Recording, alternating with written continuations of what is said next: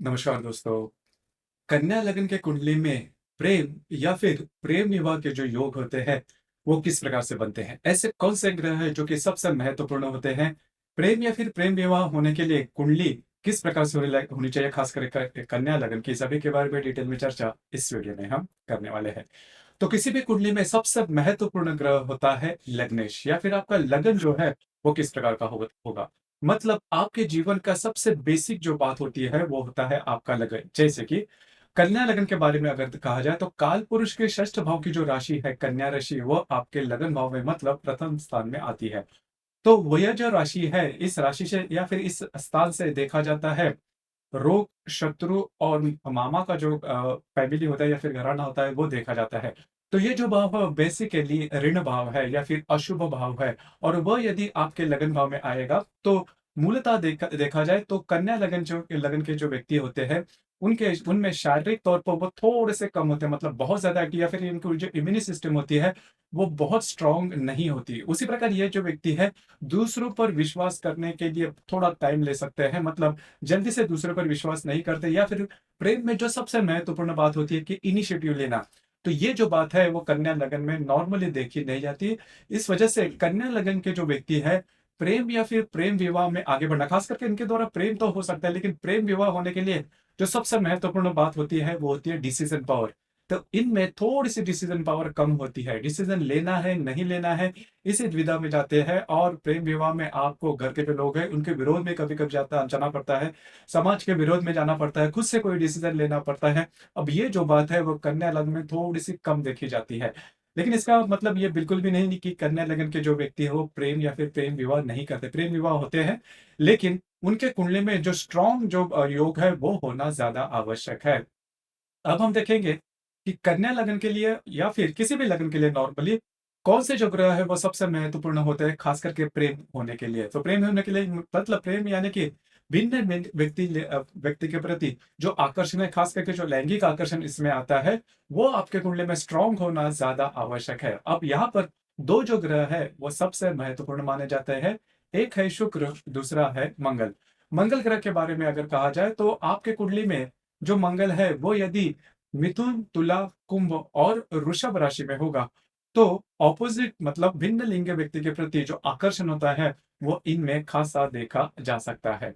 उसी प्रकार सबसे दूसरा महत्वपूर्ण ग्रह आ जाता है, जो कि सबसे महत्वपूर्ण ग्रह है किसी भी कुंडली में, शुक्र।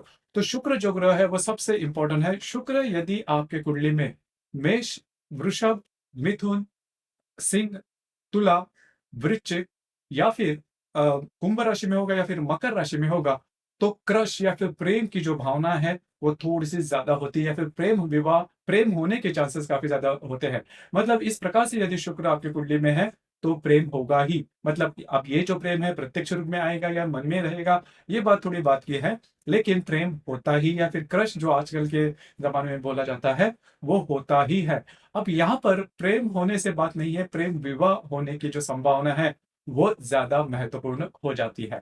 अब यहाँ पर यदि आपका जो सप्तमेश है वो सबसे महत्वपूर्ण है। देखिए यहाँ पर जो सप्तमेश है वो आपके भिन्न लिंगी व्यक्ति के प्रति जो आपके मन के जो भाव है वो देखे जाते हैं सप्तम भाव से।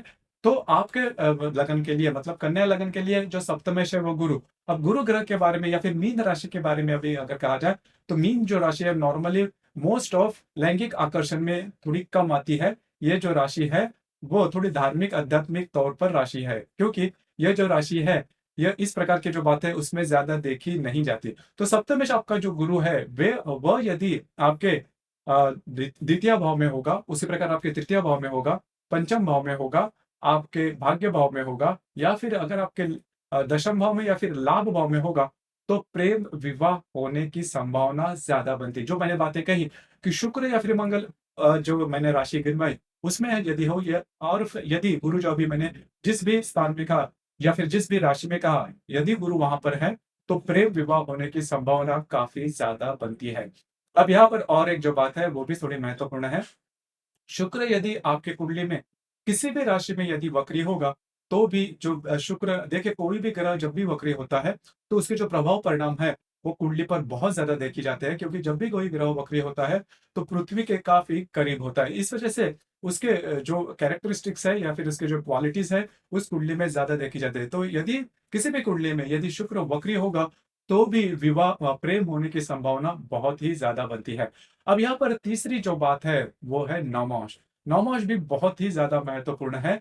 यदि कुंडली में जो शुक्र है, वो यदि वृषभ, मिथुन, तुला, कुंभ, वृश्चिक, मेष या फिर तुला नवमांश में होगा, तो ऐसे जो व्यक्ति है, इनमें प्रेम होने की संभावना बहुत ही ज़्यादा बनती है। उसी प्रकार ये जो मंगल है, मंगल भी यदि इसी नवमांश में होगा, तो भी प्रेम होने की संभावना ज़्यादा ज़्यादा बनती है। उसी प्रकार मंगल और शुक्र यदि परस्पर विरोधी नवमांश में होंगे, आमने-सामने के नवमांश में होंगे, नवमांश कुंडली में, तो भी जो प्रेम की जो भावना है, वो होने की संभावना बहुत ही ज़्यादा बनती है।